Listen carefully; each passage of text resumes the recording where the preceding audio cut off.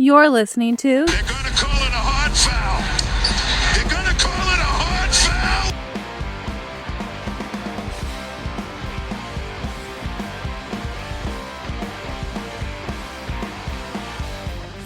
Welcome again to they're going to call this a hot foul. Today I don't have my brother with me, but I do have a special guest all the way from Dallas. Chris, I don't. Do you live in Dallas? Do you live in the greater Yeah. Dallas area? Yeah. No, Okay. I live and work in Dallas. Awesome. All the way from Dallas, Texas. Chris Kratovil. Um, for those of you who don't know, Chris is a litigator in Texas, but he's a super fan like me, and obviously the biggest news of the day is Luka Dončić getting traded to the Los Angeles Lakers in the dead of night, you know, um, for a deal that really, I think, by all accounts, would not be the best deal they could get if they actually auctioned him and put him on the market. And it raised a lot of questions of what the hell is going on out there with the Dallas Mavericks. And my friend Chris here put together a thread.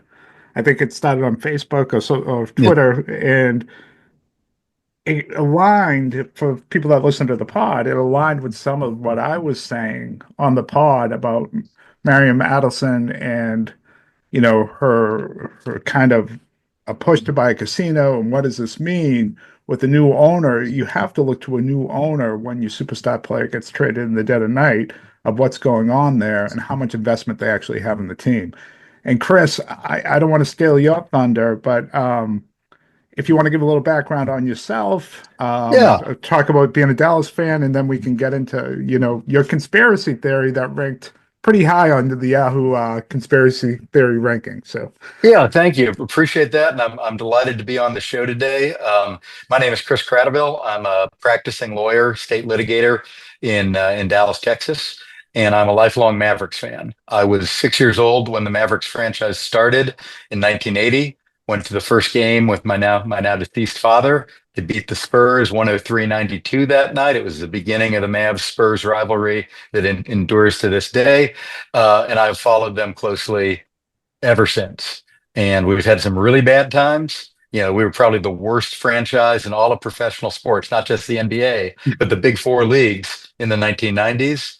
And then in the 2000s, we have, been a consistently good team, winning the title in 2011 with Dirk, God bless him.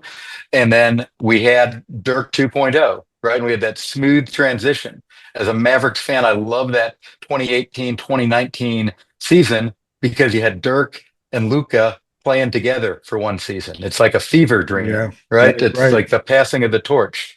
And Brunson was on that team too. I'll mention that as an aside. But we felt we had kind of pulled off the NBA version of the Green Bay Packers going from Brett Favre to Aaron Rodgers and just having continuity at that position, continuity at the highest possible level. And I would say that Luka is a top five player, maybe a top three player Yeah. in the world.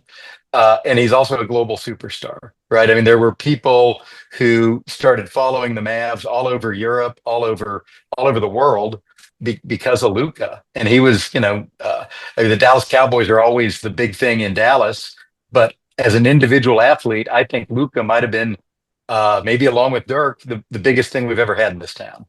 And for him to disappear at 11:30 on a random Saturday night for, I think, objectively a pretty meager return. I mean, Anthony Davis is a great player, but he's on the bad side of 30. He's got a very long injury history, and he's An the aging least all-star. exciting. Yeah, exactly. And he's probably the least exciting superstar, top 10, top 15 player in the NBA.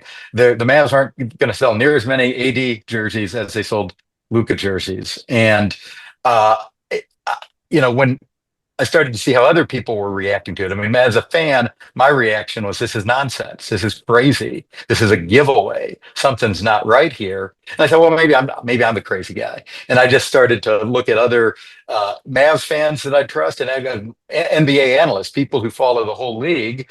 And uniformly, this trade was condemned as, you don't part with a generational 25-year-old superstar who is a five-time first team NBA player at the age of 25. I mean, that's The only that's guy insane. only guy in the league under 30 to have Yeah, that.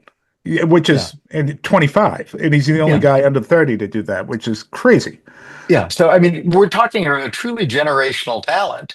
Kind of I think as he develops a LeBron level, a Kobe level, God forbid an MJ level player, and you don't give away players like that. But if you do, it's because they say they want out, and you get a king's ransom for them.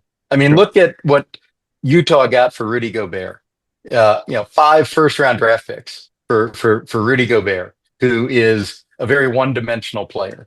Um, Luka makes everybody around him better. He's one of the best passers in the game. Maybe one of the best passers of all time. He makes everybody around him better. And the Mavs had built their team. After the Celtics defeated them with ease in the finals last June, the Mavs came back and they said, "Okay, we're going to get Luka the shooters he needs." And they brought Klay Thompson in here to be, to stand in the corner and get passes from Luka and knock down threes, and 3 and D wing defenders. I mean, this team was built with Luka as its engine, and you don't take the engine out of a car. So I couldn't find anybody from a basketball perspective who thought this trade made any sense. Nobody. I mean, I think the No, only. Oh, go ahead. no, I was just going to say I agree with everything you're saying. In fact, I kind of look at him as, and I've been critical of Luka with his conditioning, and Hmm. I thought there were moments in the finals that he really let his team down last year. I Hmm. thought when he fouled out in particular was a Yeah. really bad moment for him. But he's 25, Yeah. and the room to grow and improve is still significant, especially if all of a sudden he comes in one season, he's chiseled and he's ready to go. Then, oh my God, that's the best player in the world, overnight. And I heard someone say, he could be packing smoking a butt while bringing the ball up the court. And I'm still Hmm. signing into that Yeah. supermax extension, and it's true. Um, it's just, and you brought up a good point. I didn't even think about it in this offseason. One of the things the Celtics basically said to the Mavs last year is, you're not brave enough with the other guys outside of Luka on your roster to shoot the above the break, the foul line Hmm. extended three. We're just going to give it to you. And you're going to Hmm. pass it up because you won't shoot it. And it happened over and over again every Yeah. game. And so bringing in a guy like Klay Thompson solves that huge, Hmm. huge hole that the Celtics exposed last year. And now, we get to today, and it still blows my mind. Chris, what is it like in Dallas right now? Is it are people I've, mad at I've Nico Harrison? Are they mad at the ownership? Like, where's the anger? Like, both, at? both. Yeah, I've never seen a Dallas fan base for any of our teams this angry. Yeah, this is a little before my time. I was a kid, but I remember the only thing that people around here compare it to is when Jerry Jones bought the Cowboys and then immediately fired the great Tom Landry. mm, And people compare this to that, but even that wasn't as big a surprise because Coach Landry had been in decline. He wasn't at the height of his powers anymore, and he had several bad seasons in a row. So there's a lot of anger. There's a taco place, Velvet Taco, that has been putting up electronic billboards all over the city with a picture of Luca and WTF question mark next to the picture of Luca. Um, and there was a protest at the American Airlines Center oh, good. Sunday afternoon. And I think there's going to be a bigger one. The Mavs are on the road. They're Oh, actually, yeah. as you know, they're playing the Celtics tonight in Boston. But they're back here on Saturday. And I think there's going to be another organized protest outside the American Airlines Center. And just, the tone of the social media posts you see, there's a lot of anger at Nico Harrison, and there's a lot of anger at the Adelson family. And it's kind of pick your poison. Like, people who are mad at Nico, they think either Nico is an idiot, which nobody had thought until Yeah, 72 hours ago, yeah. or that he's basically a plant for the league, and the league wants it's a marquee player on the Lakers, its flagship franchise in many ways. I know that's a dangerous thing to say on a Celtics podcast, but it's Oh, co-flagship hey, franchise, maybe. we hate the Lakers, so okay, Yeah, that's fine. Um, yeah, and either Nico's an idiot, or the ownership is playing a more subtle game, and I think it's the latter because nobody's ever thought Nico Harrison was an idiot prior to Saturday Well, night. I was trying to come up with this historical comparison, even from outside the NBA, and I'm going to outdate everyone listening to this pod and you and I, but this is like Babe Ruth being traded for $100,000 on a promissory note, to Yeah. the New York Yankees. Like there was no baseball reason he wanted to fund the theater production or whatever, ice capades or something, or whatever it That's was right. back Yeah, then. Yeah, but like it's kind of similar in a sense of this feels like a move for something bigger, and that's something you tapped into.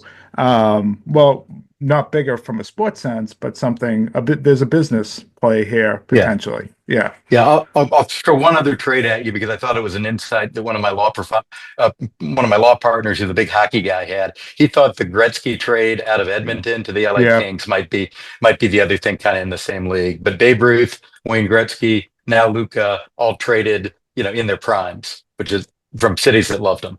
yeah. Um, but so why would you do that? Why do you give up on an athlete that's universally beloved and is at the absolute height of his powers? Well, I think it has to do with who the new owners of the Mavs are. And for 25 years, we were lucky to have Mark Cuban as our owner, who was a fan who got rich and lived every fan's dream by buying the team. And he wanted to win. And he was passionate about winning, and he was passionate about the NBA. He was passionate about the Mavericks.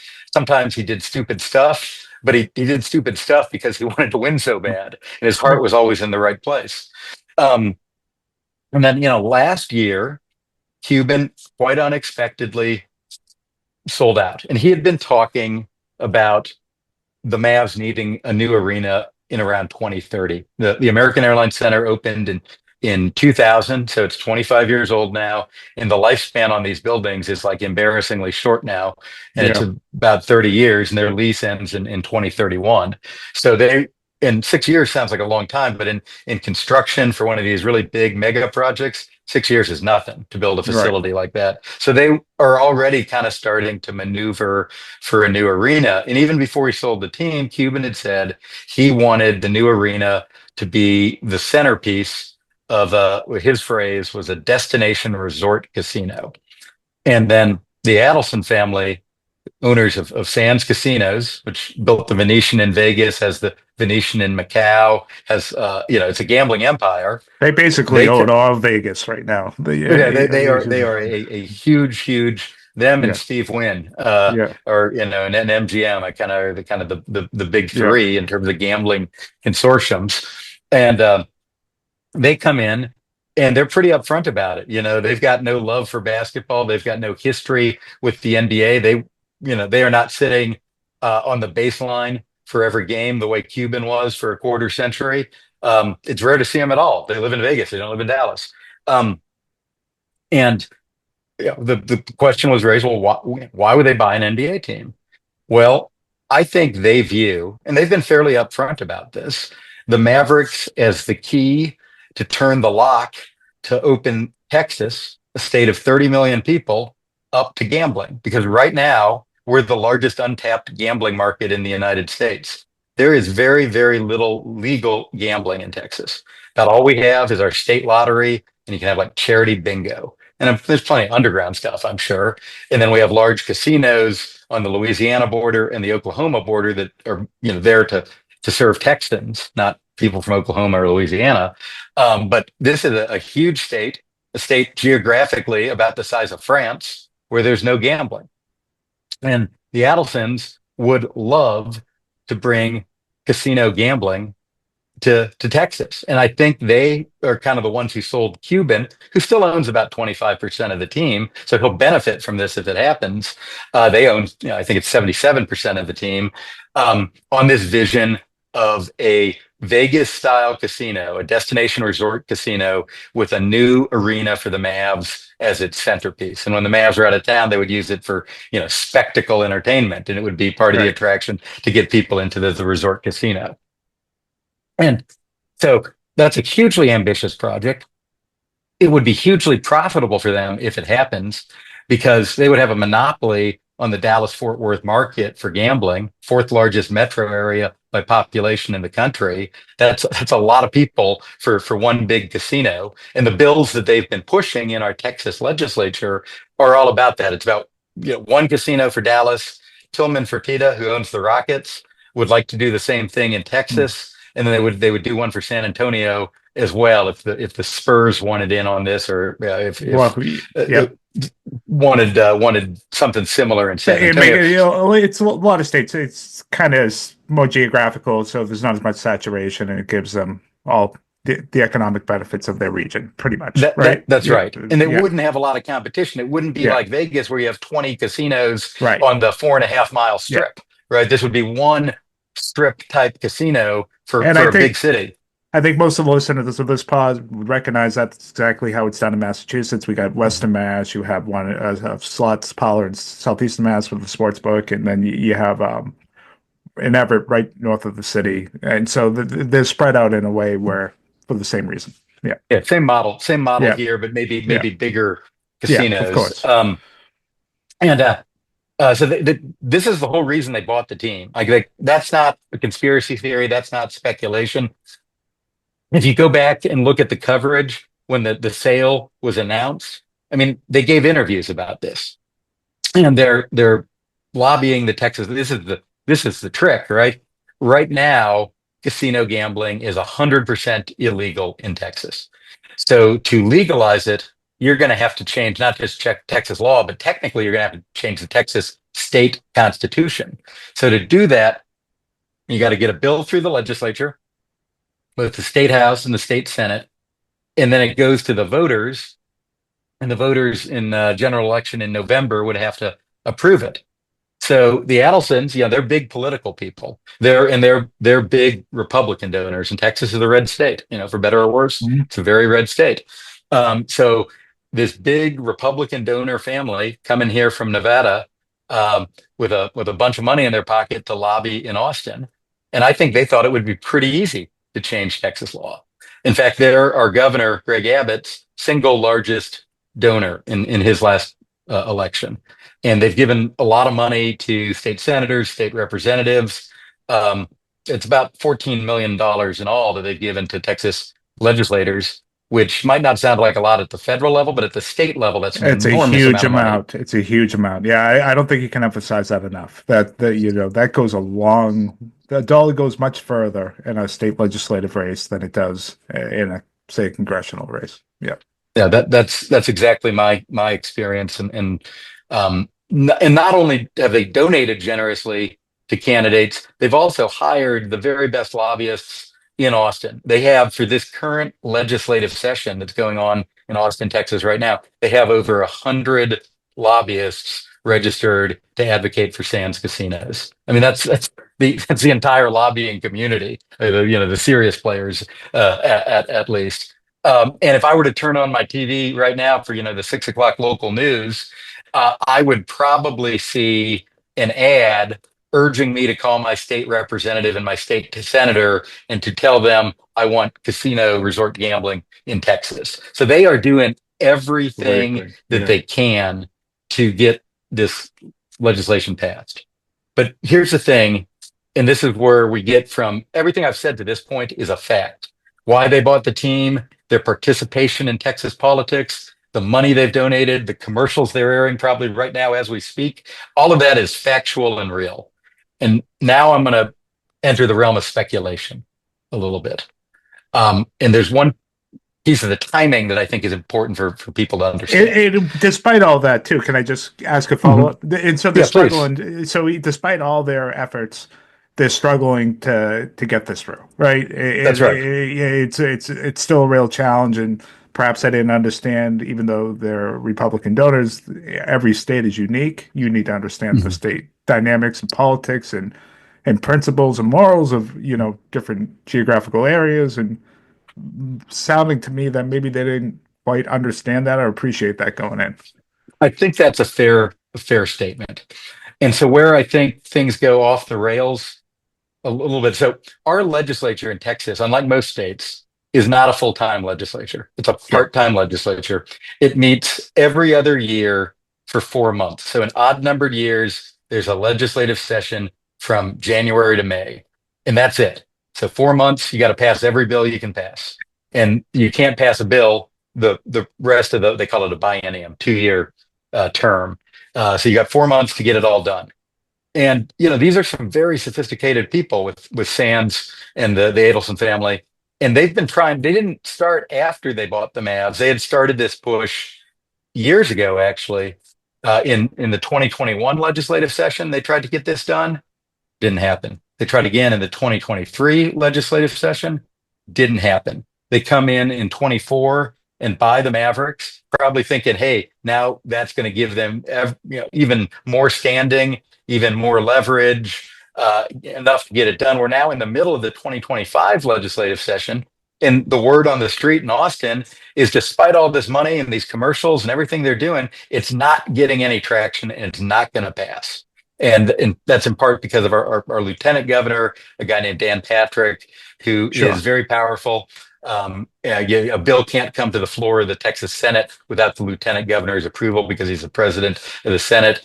He believes gambling is just like evil, and that's a principled stance for him. That's a matter of conscience for him. He's not going to let a bill come to the floor. And there are other people who back him up on that. So we have 3 legislative sessions in a row where the Adelsons, Sands casinos, and other gambling interests, because they're not the only ones advocating for this, have struck out.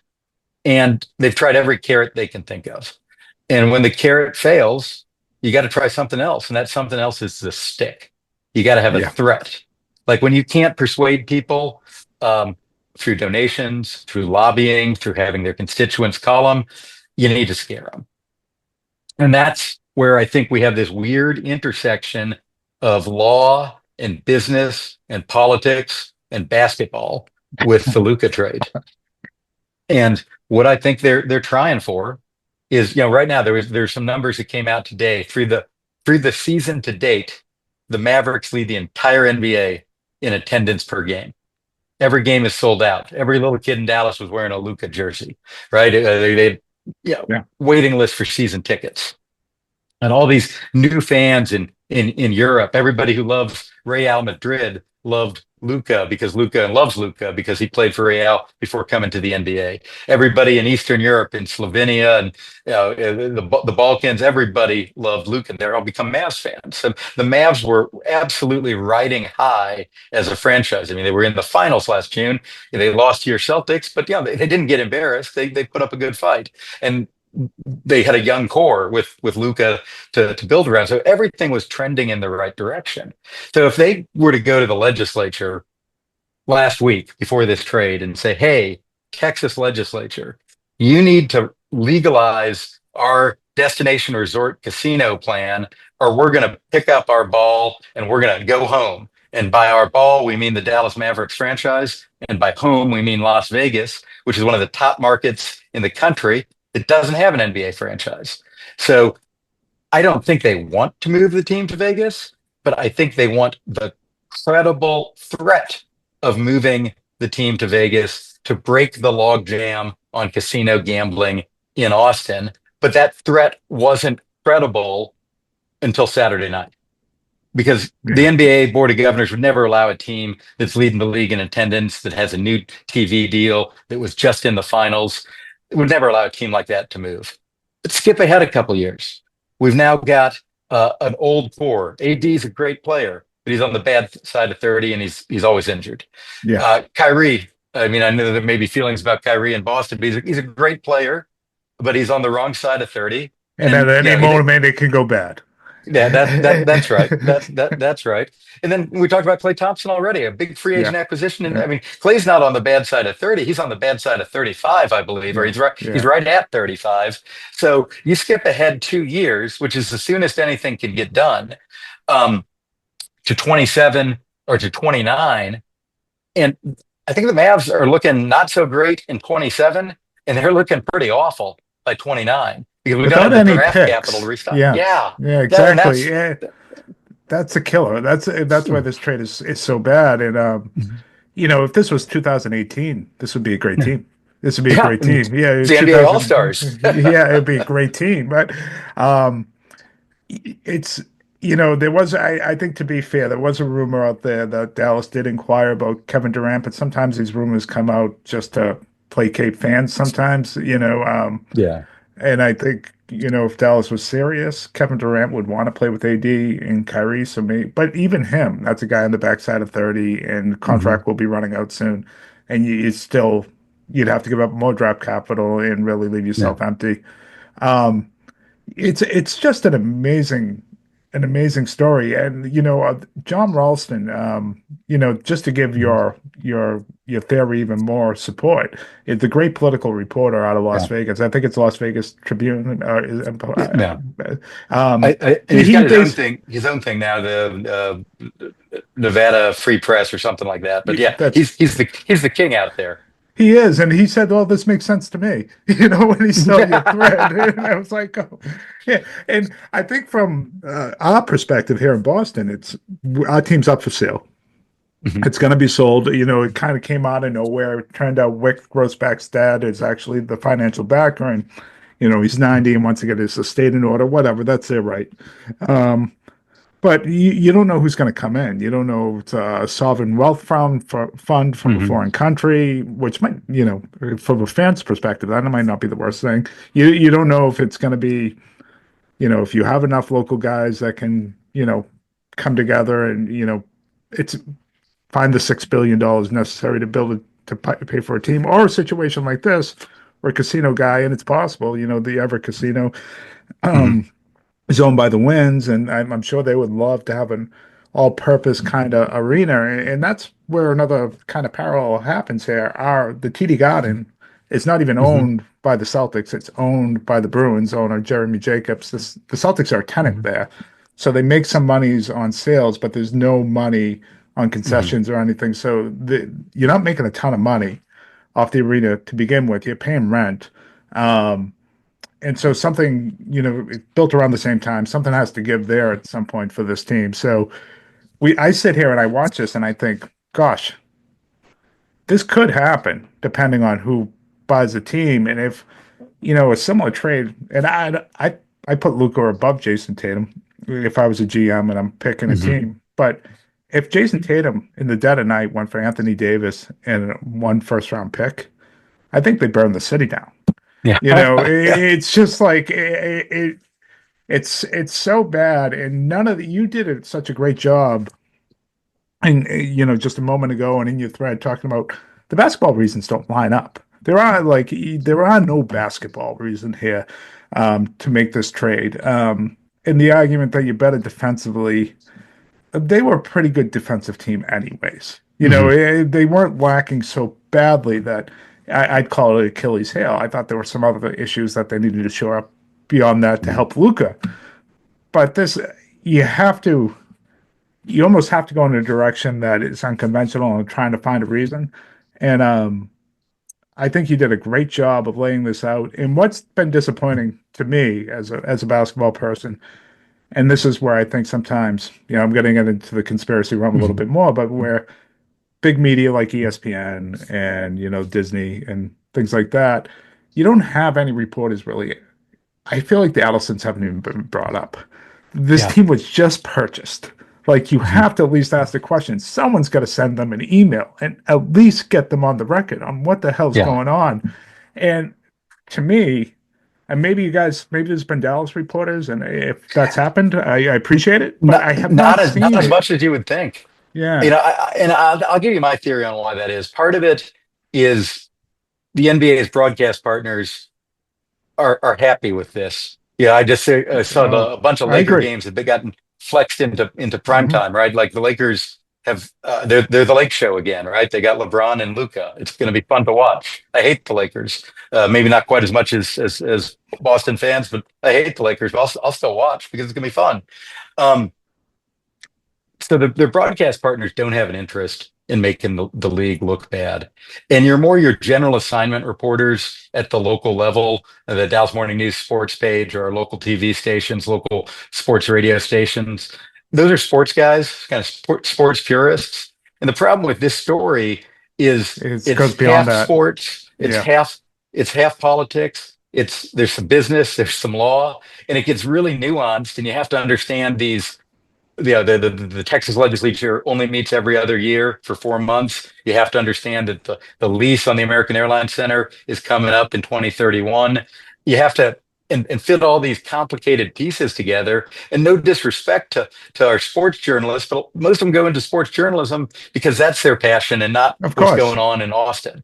Um, and uh, and you need somebody who kind of has both those skill sets. And as a super fan who's also a lawyer, I guess maybe I'm one of the few people who finds both those things equally interesting. Well, you're in good company here because I find it very interesting too. And I was thrilled. I was going like in Twitter searches, just trying to find someone that like lined up with what I was thinking, and then I was so relieved when I found you. And Chris, I'm glad it took off. I'm glad it got some play. I know, you've been on other podcasts and you've hit some media with your thread. People have picked up on it. We mentioned at the top of the pod, Yahoo was Hmm. breaking conspiracy theories, and I just kind of joke. I don't really consider this as much a conspiracy theory. This is just kind of looking at what's happening with the political landscape, and you have an ownership group that has been extraordinarily quiet since this trade has been made, and I think that speaks louder sometimes the Well, silence, and then when we come up with something to say. I'll make one kind of final point. I've referred to this. Some people call it a conspiracy theory. I call it informed speculation I think because that's better. Yep. we don't get into the speculation until we talk about the non-basketball reasons for this trade. And the only Mhm. reason we're talking about non-basketball reasons for this trade is nobody can come up with a basketball reason for it. And I don't know if you saw Nico Harrison and Jason Kidd's press conference Sunday afternoon before they played the Sixers in Philly, but they both looked uncomfortable. They both looked like they didn't want to be there. Uh, Jake Kidd looked like he was would rather be at his mother's funeral than at that press conference. And then Nico, who was Nike's, he was their Mariano Rivera. He was their closer with all their big Nike athletes. He's the guy they Yep. would send into the conference room to get KD or whomever to sign. And that I've never seen somebody so unsmooth as he was in that press conference on Sunday, where he's stuttering and looking nervous, and his head's kind of moving from side to side, and he's throwing out cliches like defense wins championships. And I'm like, this is Nike's super closer. I think he would, and Jay Kidd were so nervous and uncomfortable and like bad body language, visibly unhappy because they didn't want to be there. And Yeah. because they knew they were putting stuff out there that wasn't credible. Well, I kind of look at it this way, Chris, is, maybe outside of Bill Belichick, any GM that makes a move this big is going to be passionate in the defense of what they did. They're going to go out in front of the Mhm. cameras and talk about why this was so important. I never saw a GM so dispassionate in their response, and it almost started immediately when he gave his quote to Tim McMahon. Mhm. It didn't feel like a guy that was emotionally invested in what he just did. Yeah, and his tone of voice, his body language, all of that kind of reflects that detachment. Um, I'd have a lot more respect if he was out there, passionately defending this and saying that, you know, and you can make this argument. It's not a great argument. Say AD is the best big in the game right now. You pair Mhm. him with a ball handler like Kai. Kai and Luka kind of have the same skill set. We needed a big, not another, not a. Doubled up with the you know the at the one with Kai and Luka. Yeah, and you guys don't really, outside of Kyrie, you don't have any shot creators at all anymore. No, I that's guess, unfortunate. Yeah, I guess Dinwiddie, but I mean, yeah, you he's don't want to live okay. and die He's with that. Yeah. yeah. But so I, that's the conspiracy theory or the informed speculation. I like And the informed speculation. I like that line. That's what we're going to go with. all right. Well, Jim, I've really enjoyed talking with you this evening. Chris, this was great. I really appreciate you taking the time. I know you're a busy man. You got plenty of clients and everything else going on in your life. thank you for coming on this random Boston podcast and giving us your insight. Well, I tell you what, I'm a Notre Dame guy, and Oh, that's because of the overlapping logos, I've kind of always had a little bit of a soft spot for the Celtics, even when they were kicking our teeth in last June. well. If you guys watch this on YouTube, you'll see Chris is in a nice green Shamrock shirt, and we really appreciate that. Really All appreciate right. that. All right, buddy. Thanks so much. Thanks, Jim. Great talking with you. You too. Bye-bye. Take care.